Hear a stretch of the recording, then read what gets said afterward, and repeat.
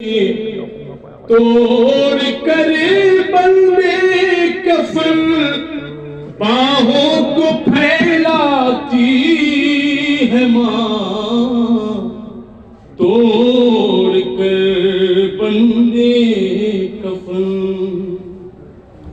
اور روح کے رشتوں کی یہ گہرائیاں تو دیکھیے، روح کے رشتوں کی یہ گہرائیاں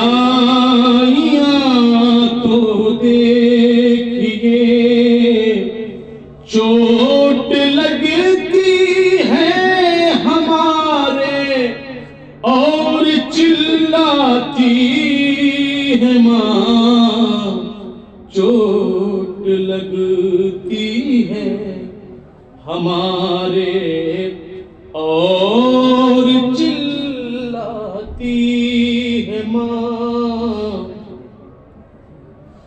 بھوکا سونے ہی نہیں دیتی یتیموں کو کبھی،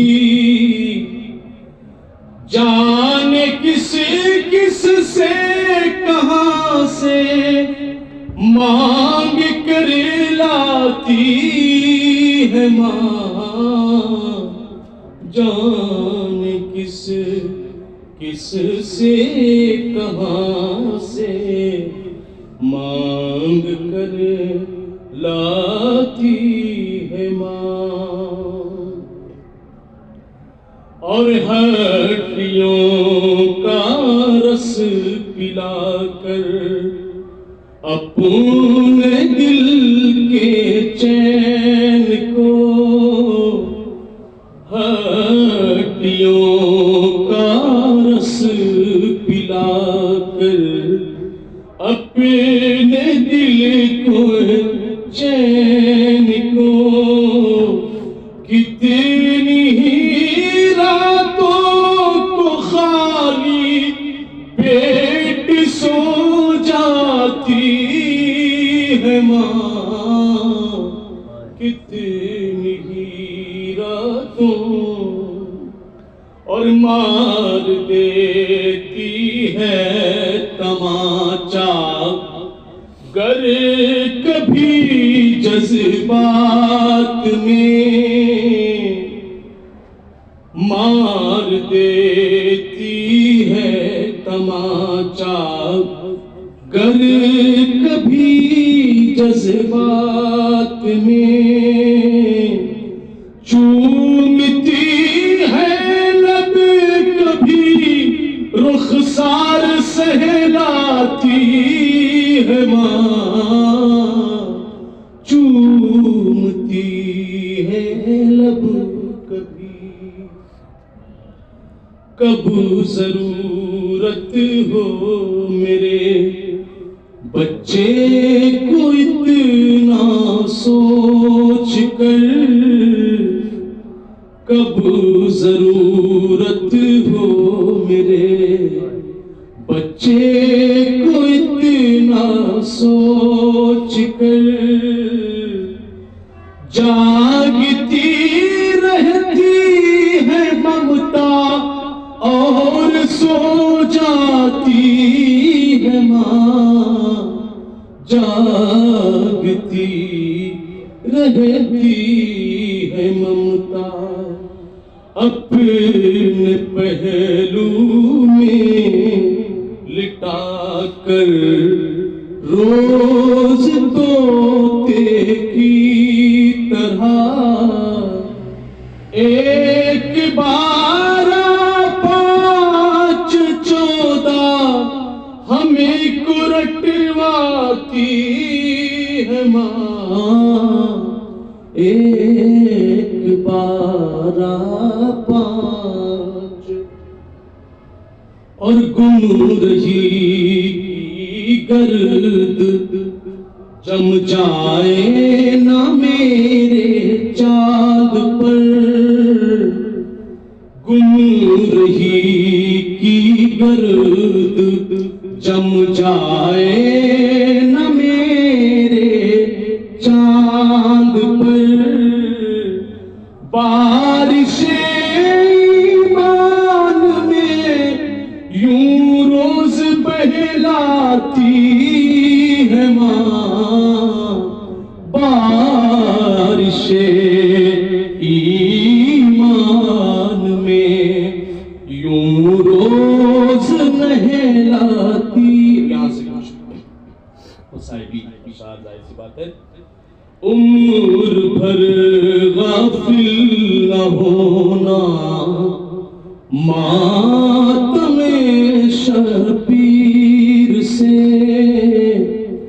رات دن اپنے عمل سے ہم کو سمجھاتی ہے ماں، دوڑ کر بچے لپٹ جاتے ہیں اس رومال سے، لے کے مجلس سے تبرک گھر میں جب آتی ہے ماں، اور یاد آتا ہے شب عاشور کا کڑیل جوان، جب کبھی الجھی ہوئی زلفوں کو سلجھاتی ہے ماں، جب کبھی الجھی ہوئی زلفوں کو سلجھاتی ہے ماں، اللہ اللہ اتحاد صبر لیلا و حسین، اللہ اللہ اتحاد صبر لیلا و حسین، باپ نے کھینچی صدا سینے کو سہلاتی ہے ماں، باپ نے کھینچی صدا سینے کو سہلاتی ہے ماں، سب سے پہلے جان دینا فاطمہ کے لال پر، سب سے پہلے جان دینا فاطمہ کے لال پر، رات بھر آنا محمد سے فرماتی ہے ماں، رات بھر آنا محمد، اور یہ بتا سکتی ہے بس ہم کو رباب خستتاً، یہ بتا سکتی ہے ہم کو بس رباب خستتاً، کسی طرح بن دودھ کے بچے کو بہلاتی ہے ماں، کس طرح، اور شمر کے خنجر سے یا سوکھے گلے سے پوچھئے، شمر کے خنجر سے یا سوکھے گلے سے پوچھئے، ماں ادھر منہ سے نکلتا ہے ادھر آتی ہے ماں ادھر منہ سے نکلتا ہے ادھر آتی ہے ماں جب تلک یہ ہاتھ ہے ہم شیر بے پردہ نہ ہو جب تلک یہ ہاتھ ہے ہم شیر بے پردہ نہ ہو ایک بہادر باوفا بیٹے سے فرماتی ہے ماں ایک بہادر باوفا جب رسن بستا گزرتی ہے کسی بازار سے ایک آوارہ وطن بیٹی کو یاد آتی ہے ماں ایک آوارہ وطن شکریہ ہو ہی نہیں سکتا کبھی ماں کا ادا شکریہ ہو ہی نہیں سکتا کبھی ماں کا ادا مرتے مرتے بھی دعا جینے کی دے جاتی ہے ماں مرتے مرتے بھی دعا جینے کی دے جاتی ہے ماں ایک صلوات پڑھیں 4 منٹ اور ایک اور صلوات کا سہارا نہیں بہرحال چونکہ 4 بجے خطیب کو والا ہے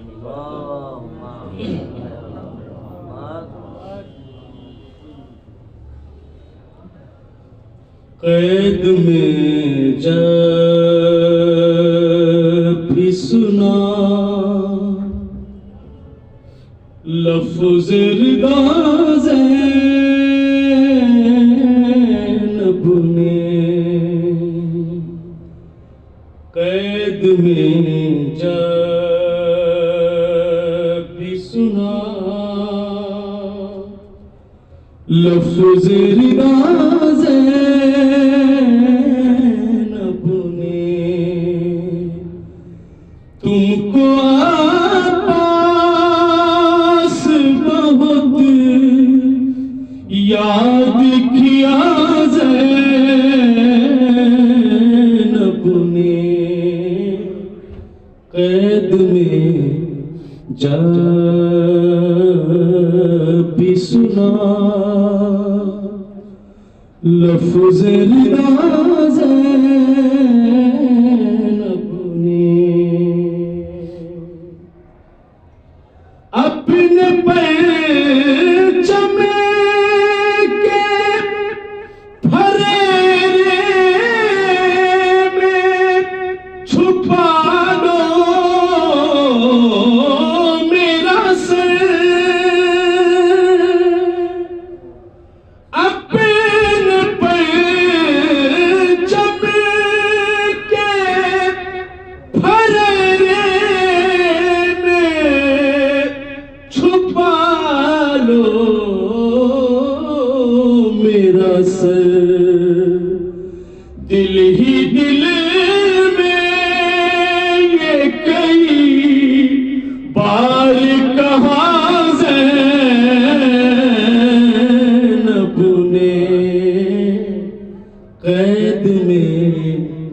جب بھی سنا لفظ رضا زینب نے قید میں جب بھی سنا لفظ رضا زینب نے تم کو آپاس بہت یاد کیا زینب نے قید میں جا صلوات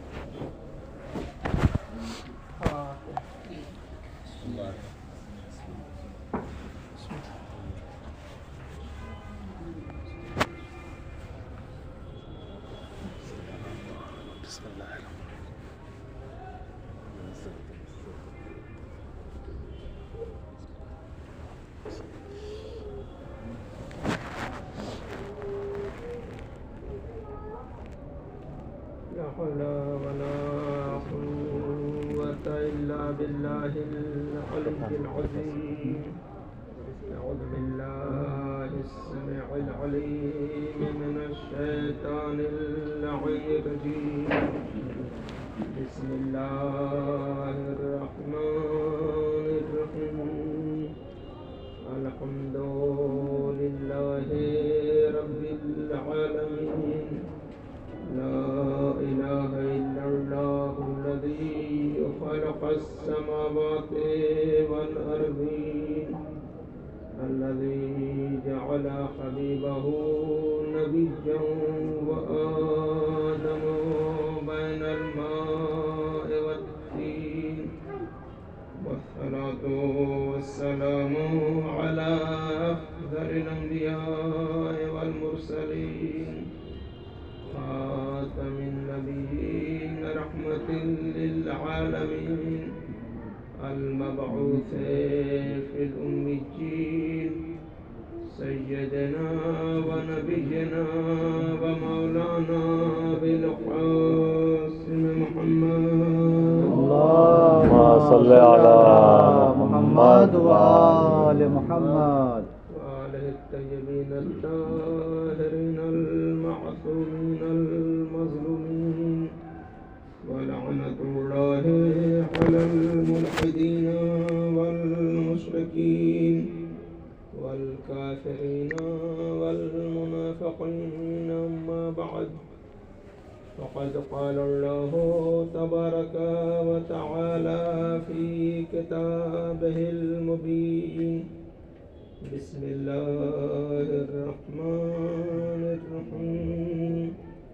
ووصينا الإنسان بوالديه إحسانا. حملته أمه كرها ووضعته كرها. اللهم صل على محمد وآل محمد.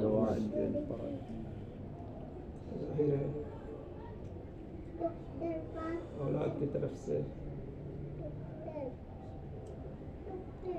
ماں کے مثال ثواب کی مجلس ہے. ماں کا کردار اور ماں کی کیا عظمت ہے، پروردگار عالم اس آیہ کریمہ میں واضح کر رہا ہے. ارشاد باری تعالیٰ ہوتا ہے کہ ہم نے انسان کو اپنے والدین کے ساتھ اچھا برتاؤ کرنے کی وصیت کی ہے. کیوں وصیت کی ہے، اس کی وجہ ہی بتایا کہ اس کی ماں نے اس کو तकलीफ अजियत और दर्द के बावजूद इसे उठाए रखा और दर्दो अलम के बावजूद इसे जना इस दुनिया में जाहिर किया। अज़ीज़ान गिरामी, इस आये करीमा में तज़किरा दोनों के साथ अच्छा बर्ताव करने का है। जो वसीयत है उसका ताल्लुक दोनों से है। अच्छा बर्ताव बाप के साथ भी करना है और माँ के साथ भी करना है। लेकिन जब औलाद के मुताल्लिक़ औलाद के तई अज़ियतों और दर्द व तकलीफ़ का इजहार करना हुआ तो बाप की किसी अज़ियत का तज़किरा नहीं हुआ है, जिक्र हुआ है तो माँ की अज़ियत का, कि माँ औलाद के लिए कितनी अज़ियतें बर्दाश्त करती है। उनमें से दो अज़ियतों का जिक्र हुआ। एक ये है कि माँ का अपने बच्चे को अपने शिकम में उठाए रखना और दूसरे विलादत के वक्त की तकलीफ का बर्दाश्त करना। कुछ अज़ियतें और भी हैं जो माँ बर्दाश्त करती है। मसलन बच्चों की तरबियत, बच्चों को नहलाना धुलाना, बच्चों के लिए खाना बनाना और दीगर जो ज़हनी अज़ियत होती है वो ये कि बच्चा कहीं बिगड़ न जाए। ये जो तरबियत होती है दीनी तरबियत, इसकी फिक्र अपने बच्चे के तय ज़्यादा होती है। तो कुछ जिम्मेदारियां बाप की भी होती हैं, जिम्मेदारियां माँ की भी होती हैं, लेकिन जिस तरीके से परवरदिगार आलम ने बाप की किसी जिम्मेदारी का जिक्र नहीं किया, उसी तरीके से माँ की उन जिम्मेदारियों का भी जिक्र नहीं किया जो काबिल जिक्र नहीं है। हालांकि बहुत बड़ी जिम्मेदारियां हैं वो, लेकिन इन दो जिम्मेदारी, इन दो अज़ियतों के मुकाबले में दुनिया की चाहे तमाम की तमाम अज़ियतें माँ बाप के ऊपर पड़ जाए, वो परवरदिगार आलम की नज़र में काबिल जिक्र नहीं है। हालांकि और अगर सिर्फ इन दो जिम्मेदारियों और इन दो जिनका हमने आपके परवरदिगार आलम ने इस आयत करीमा में जिक्र किया है, अगर इनके बदले एहसान की वसीयत की गई होती तो तन्हा जिक्र माँ के साथ एहतराम का होता, हुस्न सलूक का होता। लेकिन जब एहसान करने की बात आई तो दोनों का जिक्र है। बाप के साथ भी अच्छा बर्ताव करना है, माँ के साथ भी अच्छा बर्ताव करना है। लेकिन जब अज़ियतों का जिक्र हुआ तो सिर्फ माँ की अज़ियतों का जिक्र हुआ। इसका मतलब यह है कि परवरदिगार आलम की नज़र में माँ की उन अज़ियतें भी काबिल कदर हैं, काबिल जिक्र हो या ना हो, काबिल कदर हैं और एहसान हुस्न सलूक का की वसीयत किए देने के काबिल है, जिनका उसने जिक्र नहीं किया है। बेनी उसी तरीके से बाप की भी उन तमाम अज़ियतों और परेशानियों और मुसीबतों जो नानो नफ़का के हुसूल के लिए, अपनी औलाद के लिए, अहल के लिए एक बाप बर्दाश्त करता है, उसके मुकाबिल में भी एहसान की बात हो रही है। तो एहसान की बात दोनों के लिए हो रही है, लेकिन जिक्र सिर्फ माँ की अज़ियतों का जिक्र है, बाप की किसी जिम्मेदारी और किसी मुसीबत और परेशानी का जिक्र नहीं है। अच्छा, होना तो ये भी चाहिए था कि चले माँ की अज़ियतों का जिक्र इसलिए, बाप के जिम्मेदारियों का जिक्र इसलिए न किया जाए कि बाप के ऊपर वाजिब है अपने अहल वयाल के लिए नानो नफ़का का फराहम करना, लेकिन माँ के ऊपर तो जिम्मेदारी नहीं है ना कि अपने औलाद की तरबियत करे। मुस्तहब है बच्चों की सफाई सुथराई का ख्याल रखना, तरबियत करना, अच्छी तालीम देना, ये माँ की जिम्मेदारी नहीं, ये भी बाप ही की जिम्मेदारी है। आप हुक्म शरई उठा कर देंगे। जो गैर मुस्लिम हमको पर ये इल्जाम लगा रहे हैं कि इन्होंने तो अपनी औरतों को अपनी घर की मुलाजमा बना लिया है, जो उनका इल्जाम गलत है, क्योंकि शरीयत में ऐसा कोई हुक्म है ही नहीं। वो तो सीधे सीधे शरीयत में हुक्म है कि भाई औरत एक फूल है, तो लिहाजा फूल को जिस तरीके से रखा जाता है वैसे रखा जाए, यानी फूल की खिदमत की जाती है, उससे खिदमत ली नहीं जाती है। फूल की खिदमत की जाती है, उससे खिदमत ली नहीं जाती है। सारी की सारी जिम्मेदारी किसकी होती है? बाप की होती है। तो चल बाप की जब होती है तो वो अपनी जिम्मेदारी को अदा करना क्या वाजिब है, तो गुनहगार होगा अगर नहीं किया है तो। लेकिन माँ की जिम्मेदारी तो नहीं है ना। लेकिन परवरदिगार आलम ने अगरचे माँ की जिम्मेदारियां ये नहीं है जैसे वो अंजाम दे रही है, उसके बावजूद परवरदिगार आलम ने उसका भी जिक्र नहीं किया, क्योंकि ये दो अजियतें जो है ना, क्योंकि बाकी जितनी भी जिम्मेदारियां हैं वो कोई भी अदा कर सकता है, जरूरी नहीं कि माँ ही अदा करे, कोई भी अदा कर सकता है। लेकिन ये दो अजियतें हैं वो माँ के अलावा किसी और के लिए मुमकिन नहीं है, जिसका जिक्र परवरदिगार आलम ने इस आयत करीमा में किया कि 9 महीने तक औलाद को, अपने बच्चे को शिकम में रखना और उसका वजन बर्दाश्त करना। चले अगर कोई ये कहे कि नहीं बच्चे का वजन होता ही कितना है, हम मान लेते हैं चले कि 5-6 महीने तक बच्चे का वजन काबिल कद्र नहीं होता, लेकिन उसके बाद बहरहाल उसके अंदर में होता बेवजन आ जाता है जिसे माँ बर्दाश्त करती है। अगर आप किसी बाप से कहिए कि वो अपने बच्चे को 24 घंटा गोद में लिए फिरता रहे, क्या ये मुमकिन है? 1 घंटा रहेगा, आधा घंटा, 1 घंटा, 2 घंटा, उसके बावजूद जमीन को उतार देगा, थोड़ा आराम करेगा, उसके बाद फिर चाहे ले ले। लेकिन मुसलसल तो आखिरी 3-4 महीने जो बच्चे के अंदर वजन पैदा हो जाने के बाद के होते हैं, ये मुसलसल 24 घंटा 4 महीने 3 महीने तक लिए रहना, यकीनन ये इतनी अजियत देह मरहला होता है कि परवरदिगार आलम से भी बर्दाश्त न हुआ कि इस जिक्र को छोड़ दिया जाए, लिहाजा उसने जिक्र किया है। और दूसरा जो मरहला है ना, वो तो बाप चाहे भी तब भी अंजाम नहीं दे सकता, क्योंकि कहा यह जाता है कि जब एक बच्चे की विलादत होती है तो विलादत के बाद अगर औरत जिंदा रह गई तो ये समझ लीजिए कि वो मौत के मुंह से बाहर निकल आई है। क्या दुनिया में कोई ऐसा बाप है जो अपनी औलाद के लिए जान तक देने के लिए तैयार हो?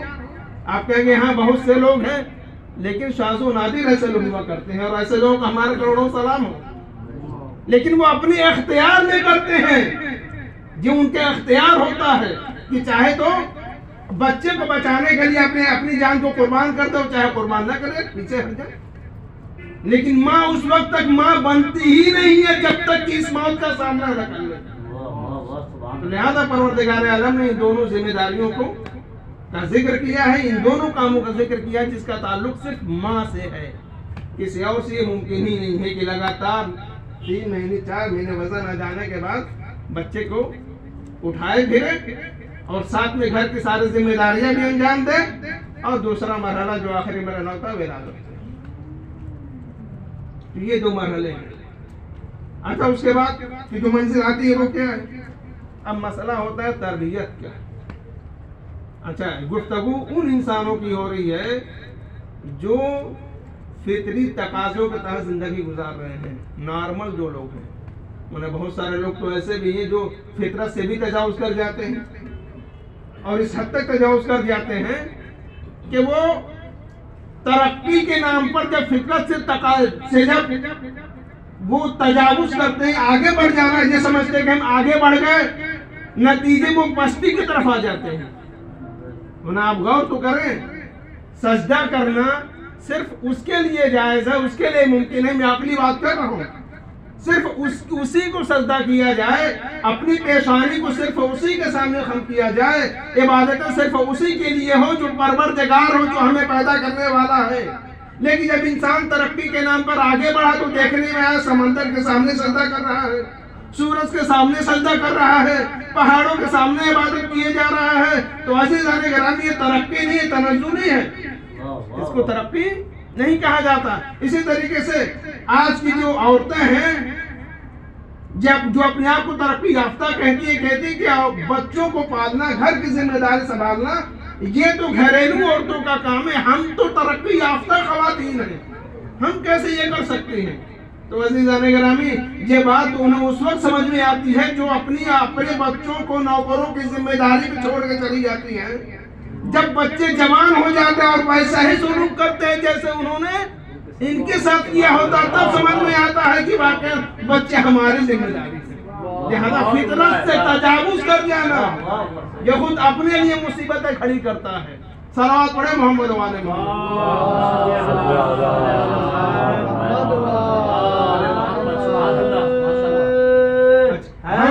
हम और आप। अच्छा, एक बंदा चाहे कितना ही बड़ा बंदे मोमिन हो,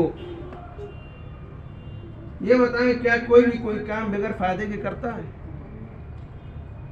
कोई भी कोई काम बगैर फायदे के करता है? कोई नहीं करता। हर आदमी अपने दामन झांक कर देख ले, इतने सारे यही लोग बैठे हुए हैं। दुनिया जहां की बात क्या की जाए, यहीं पे इतने सारे लोग बैठे हुए हैं, हर कोई अपने दामन में झांक कर देख रहा। थोड़ा लिहाज किया जाए तो यूं कहा जा सकता है कि चले अगर दुनियावी फायदे की फिक्र नहीं करता, आखिरत में फायदा होगा तभी करेगा। इसीलिए परवरदिगार आलम ने इबादतों का हुक्म दिया है, अहकाम नाजिल भी किया है, तो साथ में जज़ा भी रखी है, क्योंकि उसको मालूम है कि यह हजरत इंसान है, बगैर फायदे के कोई अमल अंजाम देने वाला ही नहीं है। हालांकि जिन चीजों के जरिए से हम उसकी इबादत करेंगे, ये हमारे हाथ है, हमारा पूरा वजूद है, ये कायनात है जिसका हम रिज़्क़ खा रहे हैं, उसकी नेमतें हम इस्तेमाल कर रहे हैं, सब कुछ तो उसी का है ना। उसके बावजूद कह रहा है कि हमारे मुताबिक जिंदगी गुजारोगे तो हम तुम्हें जज़ा देंगे, हमेशा की जन्नत देंगे, दायमी तुम्हें नेमतें मिलेगी। तो यहाँ भी उसने कहा कि भाई काम करवाया तो तुम्हारा फायदा है, क्योंकि पता है कि अगर फायदे का हम इजहार नहीं करेंगे, हम बताएंगे नहीं कि ये काम करोगे तो ये मिलेगा, तो तुम करोगे नहीं। तो अब सवाल ये है कि माँ बाप औलाद की परवरिश, क्या उनको यकीन होता है कि हम जिस बच्चे की परवरिश कर रहे हैं हमारे बुढ़ापे में ये हमारा साथ देगा? कोई जमानत और गारंटी के साथ इस बात का दावा कर सकता है कि बाप जो सुबह से शाम तक पसीने में नहाया हुआ है, किस लिए? बच्चों को फाका न करना पड़े, 2 वक्त की रोटी नसीब हो जाए। तो क्या इस बात को यकीन है कि जिस तरीके से मैं अपने बच्चे के लिए इतनी मेहनत कर रहा हूँ, जब मैं कमजोर हूँ, अभी बच्चा कमजोर है, उसको जरूरत हमारी है, अभी बच्चा कमजोर है, हम उसके लिए मेहनत किए जा रहे, जब हम कमजोर हो जाएंगे तो ये बच्चा भी हमारे लिए इतनी मेहनत करेगा? यकीन है किसी को? कोई गारंटी दे सकता है? कोई दावा नहीं कर सकता कि बच्चा आगे हमारा साथ देगा या नहीं देगा। ये सूरत हाल माँ के लिए भी है। माँ बच्चे के लिए मरी जा रही है, रात में बच्चे को प्यास लगी तो फिर वो अपनी नींद की परवाह नहीं करती, फौरन जाती है, उठकर पानी लाती है, और जब तक बच्चा सो नहीं जाता है वो भी, उसको भी नींद। ये कुर्बानी है किस लिए? क्या माँ को यकीन है, वो ये दावा कर सकती है कि जब मैं बूढ़ी हो जाऊंगी, इस हालत में पहुंच जाऊंगी जब इसके जैसी हो जाऊं, यानी मुझे इसके सहारे की जरूरत पड़े, जिस तरीके से आज इसको मेरे सहारे की जरूरत है, ये मेरे काम आएगा, मुझे सहारा देगा? क्या माँ को इस बात की यकीन है? भाई यकीन नहीं है तो भी गारंटी कैसे ले सकती है? आखिर वो जज्बा कौन सा है? भाई जब एक इंसान बगैर फायदे के कोई काम, हत्ता कि अल्लाह की इबादत भी करने के लिए तैयार नहीं है, मैं मासूमियत की बात नहीं कर रहा हूँ। मौला कायनात ने फरमाया है कि मैंने न तो जन्नत के शौक में इबादत की है, न जहन्नम के डर से इबादत की है, बगैर अल्लाह को इस काबिल पाया कि वो, मैं आम इंसानों की बात कर रहा हूँ, तो नॉर्मल इंसान, मैंने इब्तिदाई में जिक्र कर दिया था कि गुफ्तगू उन इंसानों के मुतालिक हो रही है जो नॉर्मल हुआ करते हैं। तो वो ये हजरत इंसान जब बगैर फायदे के अल्लाह की इबादत के लिए भी तैयार नहीं है, उसके बावजूद माँ बाप जो इन्हीं इंसानों में से हैं, इंसानों की बात तो छोड़ दी, जानवर भी अपने बच्चों की खिदमत करते हैं बगैर किसी फायदे के को मद्देनजर रखते हुए। तो जब ये इंसान बगैर फायदे के अल्लाह की इबादत तक करने के लिए तैयार नहीं है, ये जज्बा कौन सा है कि फायदे की उम्मीद हो या ना हो, यकीन हो या ना हो, भरोसा हो या ना हो, कि जिसके लिए हम सब कुछ खर्च कर रहे हैं, इतनी मेहनत कर रहे हैं, वो हमारे बुढ़ापे में हमारा साथ देगा? यानी आगे किसी भी फायदे की उम्मीद नहीं है, फिर भी औलाद के लिए माँ बाप है जो मरे जा रहे हैं। बाप पसीने में नहाया है, धूप है, बारिश है, मेहनत किए जा रहा है, बच्चे को तकलीफ न हो, बच्चा बीमार पड़ जाएगा, पैसा नहीं होगा तो इलाज कहाँ से होगा, भूख है, 3 टाइम खाना देना है, फाके में नहीं रख सकता, वो नहीं, खुद ये हमें गवारा नहीं होगा। जितनी तकलीफ बच्चे को होगी उससे कई गुना तकलीफ हमें होगी। ये जज्बा कहाँ से आया है? ये शफकत का जज्बा باپ کے اندر کس نے رکھا؟ اللہ نے رکھا.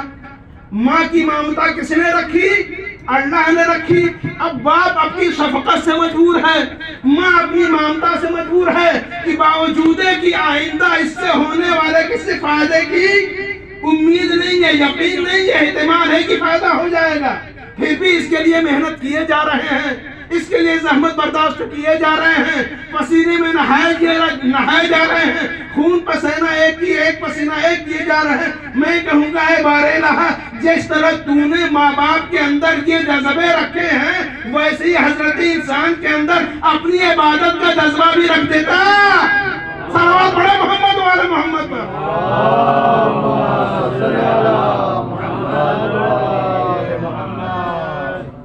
بچوں کے تئیں ماں باپ کی اہمیت کتنی ہے. پروردگار عالم نے اس مسئلہ میں اپنے آپ کو بھی نظر انداز کر دیا.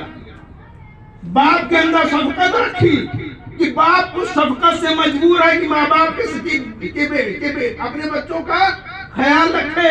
ماں کے اندر ممتا رکھ دی.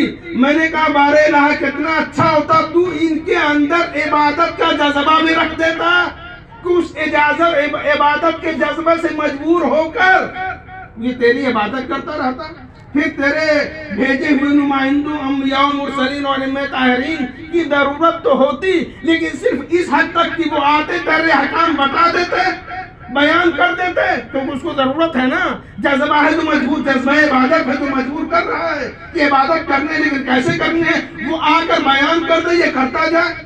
ایسا تو نہ ہوتا کہ وہ تبلیغ میں تبلیغ کیے جا رہے ہیں, ایمان کی اکرامت دل میں ان کے اندر آنے کی تیاری نہیں ہے. کیونکہ کسی بھی کام کا جذبہ اس وقت پیدا ہوتا ہے جب اس کے تئیں یقین ہو جاتا ہے, ایمان ہو جاتا ہے. اتنا اچھا ہوتا تو قدرت آواز دے گی کہ دو بات ہے. پہلی بات تو یہ ہے کہ ہم نے انسان کو عبادت کے مرحلے میں مختار رکھا ہے, آزاد رکھا ہے, اور آزادی کی وجہ یہ ہے کہ چونکہ ہم نے اس کو عقل دی ہے, اور یہ جذبہ عبادت جو ہم نے فرشتوں کے اندر رکھا ہے یہ انسانوں کے اندر نہیں رکھا, کیونکہ فرشتوں کے اندر آگے بڑھنے کی گنجائش نہیں پائی جاتی, ان کے اندر اور کوئی صلاحیت نہیں پائی جاتی ہے, جبکہ انسان کے اندر صلاحیتیں پائی جا رہی ہیں. اس لیے ہم نے اس کے دونوں صلاحیتیں رکھی ہیں, ایک عقل کی صلاحیت ہے, دوسرے خواہشات نفسانی کی صلاحیت ہے. جیسے جیسے یہ اپنی خواہشات نفسانی کو عقل کے اوپر مغلوب کرتا چلا جائے, غالب کرتا چلا جائے گا, یہ جانور وہ پست سے پست ترین بنتا چلا جائے گا, اور جیسے جیسے عقل کو غالب کرتا چلا جائے گا, خواہشات نفسانی کو چھوڑتا چلا جائے گا, یہ بلند درجہ بنتا چلا جائے گا. تو لہذا ایک تو وجہ یہ ہے, اور دوسری وجہ یہ ہے کہ میں تمہاری عبادتوں کا محتاج نہیں ہوں. یہ جذبہ رکھا جا سکتا تھا نا, جذبہ عبادت, جیسے ماں باپ کے اندر شفقت کا جذبہ رکھا ہے, ممتا کا جذبہ رکھا ہے ماں کے اندر, یہ بھی تو ہو سکتا تھا. لیکن پروردگار عالم نے کیوں نہیں رکھا؟ کہا اس لیے کہ جن بچوں کے تئیں یہ شفقت اور ممتا کا تعلق ہے, یہ بچے اس شفقت اور ممتا کے محتاج ہیں. میں تمہاری عبادتوں کا محتاج نہیں ہوں. بے محتاج بھائی مجبور وہ کرتا ہے جو محتاج ہوا کرتا ہے. میں نے تو تمہیں اپنی عبادتوں کا حکم اور عبادتیں کرنے میں مختار بنایا ہے. دیکھیں گے شفقت. اچھا, اب بات یہاں تک آ گئی, انسان بغیر فائدے کوئی کام کرتا نہیں ہے. ماں باپ نے انتہائی محنت اور مشقت کر کے بچے کو پروان چڑھایا. اب جب بچہ بڑا ہو گیا اور ماں باپ کمزور ہو گئے, تو اب بدلے میں کبھی تو یہ ہوتا ہے کہ ماں باپ, یہ اولاد اپنے ماں باپ کے تئیں فرما بردار ہو جاتی ہے, اور کبھی یہ ہوتا ہے کہ نالائق نکل گئی. باپ ادھر بلا رہا ہے, بیٹا ادھر جا رہا ہے, ماں ادھر آواز دے رہی ہے, بیٹا اب ادھر سے تعلق. آپ سمجھ رہے ہیں کیا ہے اشارہ؟ باپ ادھر بلا رہا ہے, ایک دوسری طرف سے بھی آواز آ رہی ہے, لیکن یہ ادھر نہیں جا رہا, ادھر جا رہا ہے. اب تو یہ کچھ فائدہ تو نہیں ہوا نا. اب قدرت آواز دے گی. میں نے کہا بارے الہ, یہ تو اچھی بات نہیں ہے. انہی بندوں نے تیری عبادت کی تو تو نے کہا کہ ہم تجھے جزا دیں گے.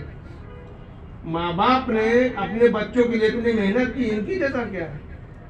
کہ وہ تو ہم جزا دیں گے, وہ تو جزا ہے ہی, لیکن ساتھ میں ایسی اولاد کے لیے ایک اور چیز بھی ہم نے رکھی ہے.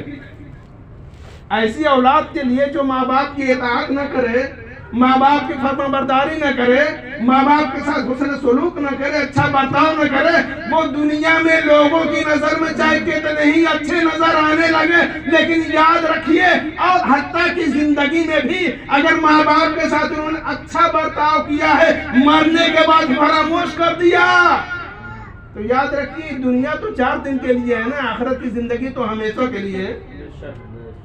دنیا میں 4 دن انہوں نے اپنے ماں باپ سے فائدہ اٹھایا ہے, لیکن یاد رکھیے اگر اس 4 دن کا عوض اور بدلہ اور جزا اس نے اپنے ماں باپ کو ادا نہیں کی بڑھاپے میں یا انتقال کے بعد, تو یاد رکھیے یہ دنیا میں چاہے جتنے اچھے طریقے سے رہ لے, لیکن آخرت میں جب وہ آگ قرار دے دیا جائے گا تو جہنم کے علاوہ کوئی راستہ نہیں ہے. تو لہذا اس نالائقی کی جزا بھی پروردگار عالم اگر سزا بچوں کو دے رہا ہے, اولاد کو دے رہا ہے, تو اس کی جزا ماں باپ کو دے گا. اللہ اکبر. صلوات پڑھے محمد.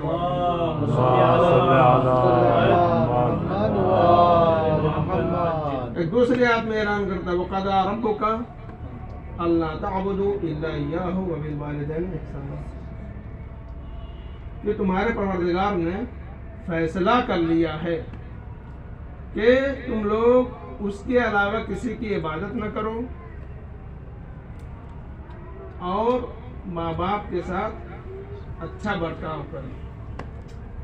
اچھا یہ 2 لفظ ہیں جہاں تک بات حکم کی ہے, حکم نماز, حکم روزہ, حکم حج, بہت سارے حکم جو پروردگار عالم کی طرف سے نازل ہوئے ہیں. میرے ذہن میں تو نہیں ہے کہ کہیں کے لیے بھی یہ لفظ وصیت آیا, کیونکہ حکم میں اور لفظ وصیت میں فرق ہے, اور غالباً وصیت اور لفظ فیصلہ بھی ملتے ہی جلتے ہیں. تو انسان اپنا حتمی فیصلہ کبھی کبھی سناتا ہے, بار بار نہیں سناتا. حتمی فیصلہ جو ہوتا ہے نا ہر کام کے متعلق نہیں ہوتا. اسی طریقے سے وصیت صرف 2 ہی بار کی انسانوں کے متعلق بات کر رہا ہوں, تو اللہ نے وصیت کی ہے. یعنی وصیت کا درجہ کیا ہے, مرتبہ کیا ہے کہ وصیت انسان 2 ہی بار کرتا ہے, یا تو کسی لمبے سفر پہ جانے والا ہوتا ہے یا انتقال کر رہا ہوتا ہے. اس کا مطلب یہ ہے کہ ہر مقام پر وصیت نہیں کی جاتی. یہاں سے یہ بھی سمجھ میں آ رہا ہے کہ جب ہر مقام پہ وصیت نہیں کی جاتی ہے تو جس کام کے متعلق وصیت کی جائے وہ کام کتنا اہم ہو جاتا ہے. اور اس کی اہمیت تو آپ یہیں سے سمجھ لیجئے وَقَضَىٰ رَبُّكَ أَلَّا تَعْبُدُوا إِلَّا إِيَّاهُ وَبِالْوَالِدَيْنِ إِحْسَانًا. تمہارے رب نے فیصلہ کر لیا ہے کہ اللہ کے علاوہ کسی کی تمہیں عبادت نہیں کرنا ہے اور ماں باپ کے ساتھ اچھا برتاؤ کرنا ہے, حسن سلوک کرنا ہے. پروردگار عالم نے ماں باپ کے ساتھ حسن سلوک کو اتنا اہم بنا دیا کہ اس کا ذکر یعنی جس فیصلے سے اپنی عبادت کو مربوط کیا ہے اسی فیصلے سے والدین کے ساتھ اچھے سلوک کو مربوط کر دیا. سبحان اللہ. پروردگار عالم. اچھا ایک اور لفظ دیکھ لیجیے وہاں بھی جو ہم نے اس آیت کی تلاوت کی ہے کہ وَوَصَّيْنَا الْإِنسَانَ, وہاں بھی وہاں وصیت کا ذکر ہے, یہاں فیصلے کا ذکر ہے. ایسے میں وَقَضَىٰ رَبُّكَ لفظ رب اس نے استعمال کیا. پروردگار عالم کے کتنے نام ہیں؟ کم سے کم اسماء حسنہ یا اسماء اعظم جو ہم پڑھتے ہیں ابتدائی میں 99 نام تو وہیں پہ آ گئے ہیں, اور اس کے علاوہ جب ہم دعائے جوشن کبیر میں پڑھیں گے تو نہ معلوم کتنے نام اس کے آ جائیں گے, ہزاروں کی تعداد میں نام ہے کہ نہیں ہے. لیکن پروردگار عالم نے اپنے آپ کو کسی بھی صفت سے, چاہے وہ صفت افعالی ہو, کسی بھی صفت سے اس آیے کریمہ میں خطاب نہیں کیا. حتیٰ کہ جو اس کا اصل نام ہے لفظ جلالہ, اس میں جلالہ اللہ, اس کا بھی ذکر نہیں کیا ہے. ذکر کون سا کیا ہے؟ وَقَضَىٰ رَبُّكَ لفظ رب کا تذکرہ کیا ہے, اور جب لفظ رب کا تذکرہ کیا ہے تو اس کے ساتھ ہی ماں باپ کا بھی ذکر کر دیا. بتانا یہ چاہتا ہے کہ میں نے اس لفظ عبادت کے ساتھ جو لفظ رب کا ذکر کیا ہے وہ اس لیے چونکہ میں مستحق عبادت ہوں، لہذا تمہیں میری عبادت کرنی ہے۔ ماں باپ چونکہ انہوں نے تمہارے اوپر اچھا سلوک کیا ہے، تمہارے ساتھ اچھا برتاؤ کیا ہے، لہذا تمہیں بھی اس احسان کا بدلہ ادا کرنا ہے، چاہے کما حق ادا نہ ہو سکے۔ لیکن جہاں تک جب تم ان کے ساتھ اس حسن برتاؤ کرنے میں انتہائی کوشش کرو گے تب جا کر کچھ اپنے اندر سکون محسوس کر سکتے ہو، یعنی اس میں بھی اولاد ہی کا فائدہ ہے۔ انہیں معلوم یہ ہوا کہ مرحلہ اور لمحہ وہ بھی آ جاتا ہے جب انسان سوچنے اور غور کرنے پر مجبور ہو جاتا ہے کہ میں کس بہکاوے میں آ گیا تھا، میں تو گمراہ ہو گیا تھا، والدین کی زندگی کا اتنا وقفہ میں نے نافرمانی میں گزارا ہے جبکہ انہیں میری ضرورت تھی، اور جب میں اس قابل نہ تھا کہ اپنا ہاتھ تک اٹھا سکتا تھا انہوں نے ہمارا ساتھ دیا ہے۔ نتیجہ کچھ لوگ اتنے حساس ہوتے ہیں کہ یہی سوچ کر اس دنیا سے چلے جاتے ہیں، ہارٹ اٹیک آ جاتا ہے، ایک منزل وہ بھی آ جاتی ہے۔ تو عزیزان گرامی، پروردگار کیوں، وجہ کیا ہے؟ پروردگار عالم نے اتنی اہمیت کیوں دی ہے؟ اتنی اہمیت اس لیے دی ہے اور اس کے ساتھ بھی لفظ رب کا استعمال کیا ہے، کسی اور نام کا ذکر نہیں کیا، کسی اور صفت کا تذکرہ نہیں کیا، بلکہ جس طریقے سے اس مرحلے میں جب آیا ہے اپنی عبادت کا ذکر کرنے کے لیے تو کہا رب، اور جب ماں باپ کے ساتھ اچھا برتاؤ کرنے کی بات ہوئی تو وہاں بھی رب آیا ہے، کیونکہ پروردگار عالم کی نعمتیں کتنی مشابہت ہے پروردگار عالم کی، خالق اکبر کی اور ماں باپ کی، کہ پروردگار عالم ہم پہ جتلانا چاہتا کہ یاد رکھو اگر میں نے انہیں ذریعہ نہ بنایا ہوتا تو اس کائنات میں آتے نہیں، اور جب تم اس کائنات میں آتے نہیں تو یہاں کی نعمتیں استعمال نہیں کر سکتے تھے۔ یعنی پروردگار عالم جن نعمتوں پر اتنا زیادہ اپنے آپ میں فخر و مباحات کر رہا ہے، پورا سورہ رحمان پڑھ لیجئے، سورہ دہر پڑھ لیجئے جس میں جنت کی نعمتوں کا ذکر ہے، بھائی نعمتوں پہ نعمتوں کا ذکر کیا چلا جا رہا ہے، آواز دے رہا ہے تم اپنے پروردگار کے کن کن نعمتوں کو جھٹلاؤ گے۔ ہمیں بتانا چاہتا ہے کہ جن نعمتوں کو میں نے نازل کیا ہے اور جس کے اوپر میں فخر و مباحات کر رہا ہوں، بھائی میں نے اپنے آپ کو فخر و مباحات کے قابل اس لیے سمجھا کیونکہ ماں باپ اس کا ذریعہ بنے ہیں، اور آخرت کی نعمتیں بھی یہی کی مرہون منت ہے۔ اگر انسان اس کائنات میں اچھے اعمال نہ کرتا تو خواہد تو آخرت میں اسے جنت میں ملتا۔ اور جس خلقت میں پروردگار عالم اتنا ناز کر رہا ہے اس خلقت کا ذریعہ بھی ماں باپ ہی ہے۔ اگر ماں باپ نہ ہوتے تو پروردگار عالم اپنے آپ کو خلقت کے حوالے سے قابل فخر کیسے سمجھتا؟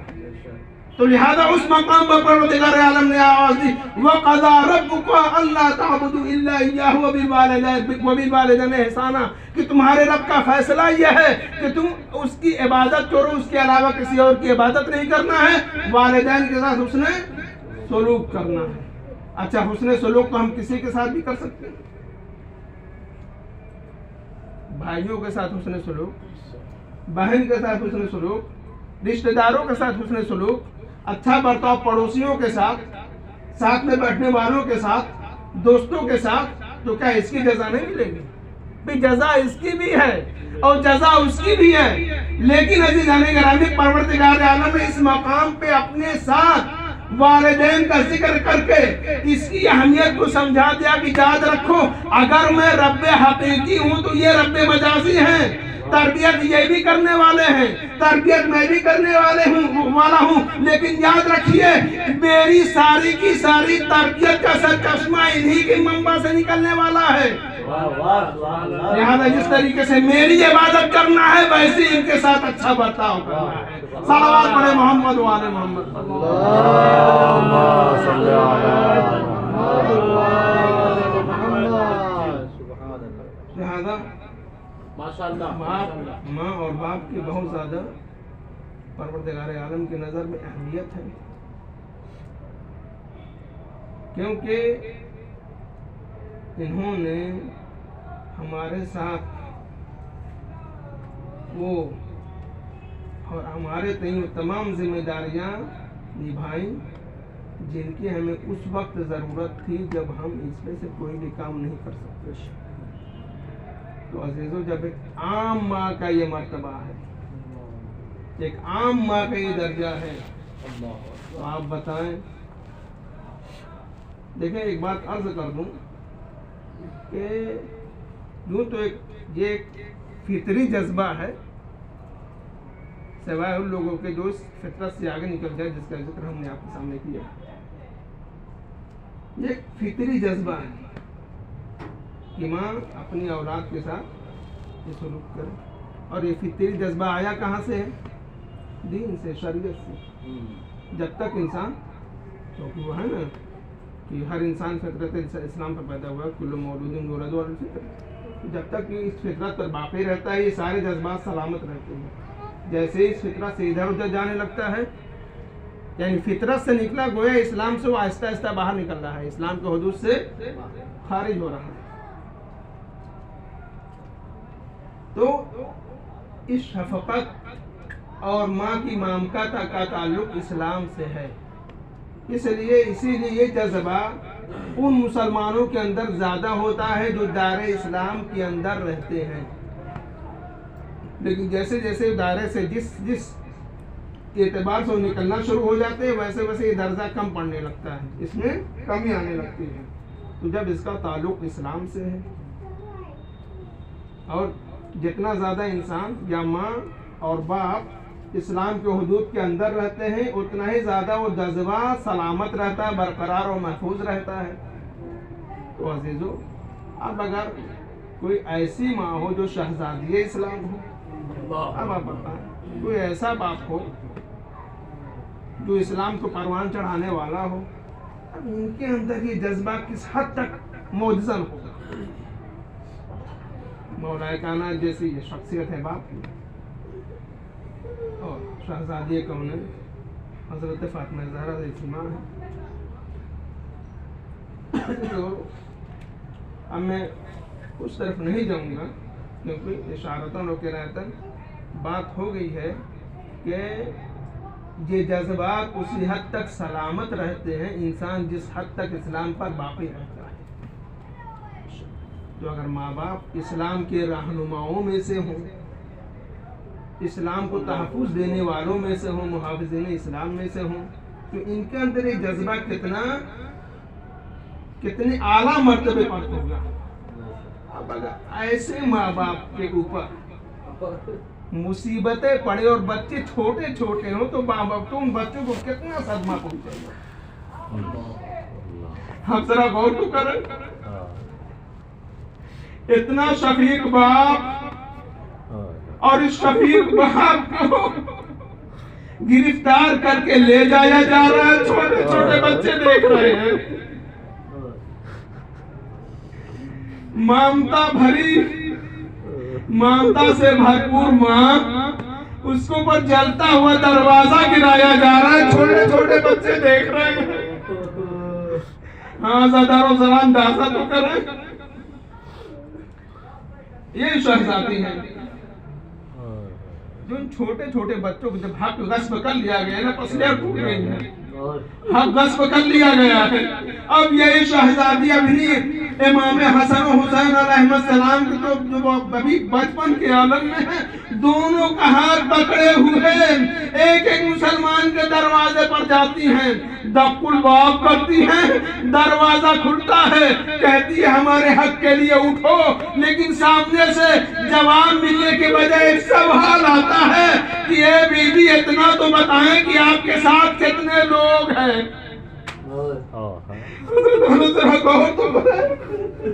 نبی کی بیٹی سے سوال کیا جا رہا ہے کہ آپ کے ساتھ کتنے لوگ ہیں. معلوم یہ ہوا کہ لوگ اسی وقت ساتھ دیتے ہیں جب ساتھ میں افراد موجود ہیں. اب سمجھ میں آیا کہ آقا حسین نے میدان کربلا میں کو فرمایا تھا کہ اے نانا جیسے اصحاب مجھے ملے آپ کو نہ مل سکے، اے بابا جیسے اصحاب مجھے ملے، اے بھیا حسن جیسے اصحاب مجھے ملے آپ کو نہ مل سکے. کیوں؟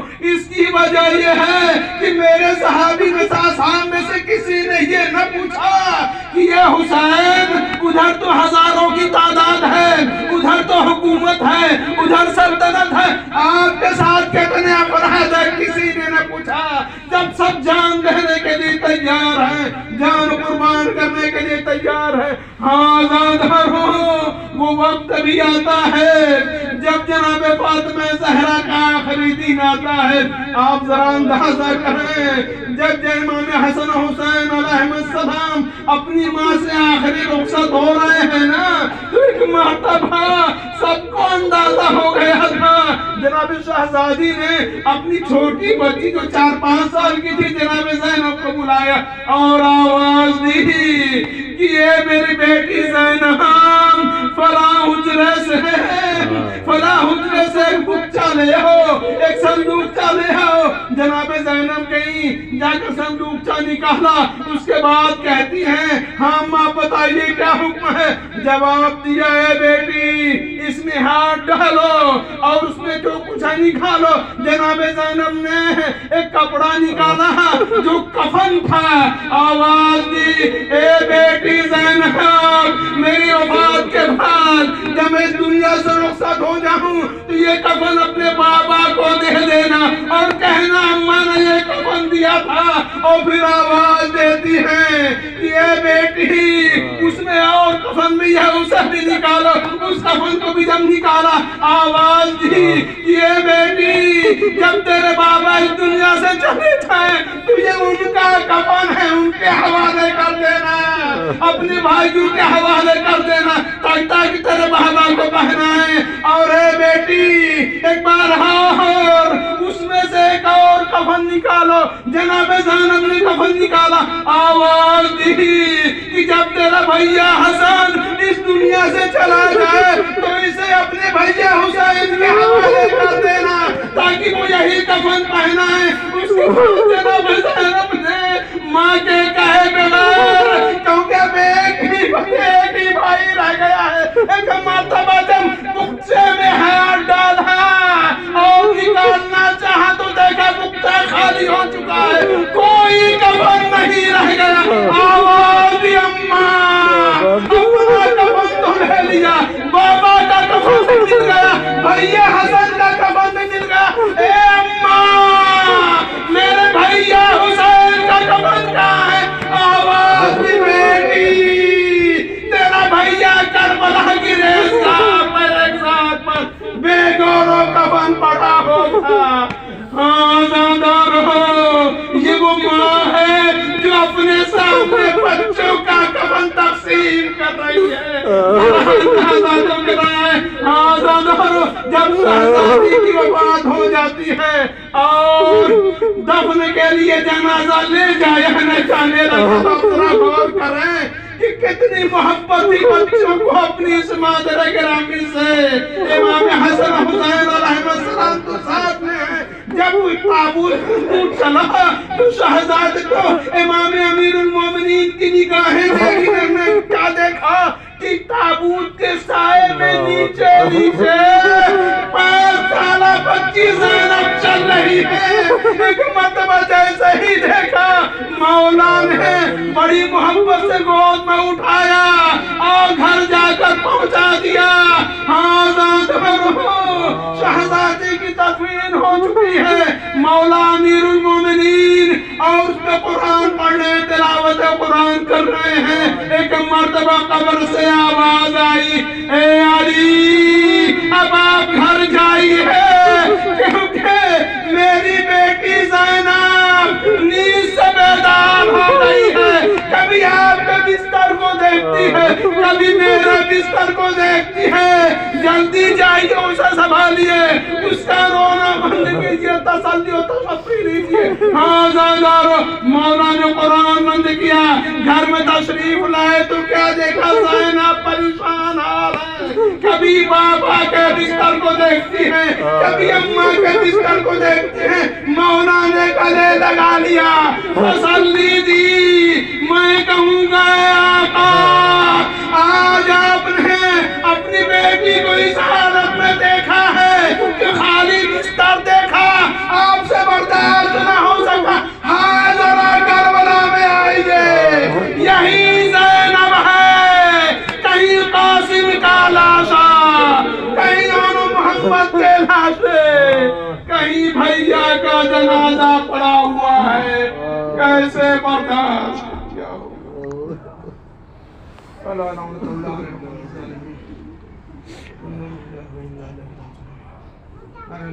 हमारे इस मंजिल को अपने बारगाह में कबूल फरमा। जो मोमिन करम बीमार हैं बीमारियों को उससे शफा कामिल आजिल है। बारअल्लाह मखलूज उनको कर्ज से बख्श फरमा। बारअल्लाह पूरी दुनिया में जहाँ कहीं भी मोमिन करम परेशान हाल हैं, मुसीबत ज़दा हैं, मौला मुश्किल कुशा का वास्ते उनकी मुश्किल आपको दूर फरमा। बारअल्लाह तो हजरात में औलाद उनको औलाद नरीम बारअल्लाह खास तौर से जिस मरहुमा के सारे सवाब की गई है उनके गुनाहों से वगैरह कबीरा माफ़ फरमा। उन्होंने 2 बार ज़ियारत की, उनकी ज़ियारत को कबूल फरमा। बारह इन ज़ियारतों के सदक़े में बारअल्लाह उन्हें जवार मासूमी अलैहिस्सलाम में जगह इनायत फरमा। खास तौर से शहज़ादे के जवार में उन्हें जगह अता फरमा। बारअल्लाह उनके अमल साधा को कबूल फरमा। बारअल्लाह उनके ज़माने से गौरव ताज़ीर फरमा और अपने उनके अमल का ख़राब में आप अल्लाह से गुज़ारिश है कि और 3 मरतबा सूरत मुराद साहब के बारे में होगा ताहिरा खातून बिनते मामल और वालिदैन इकबाल खानवाले के और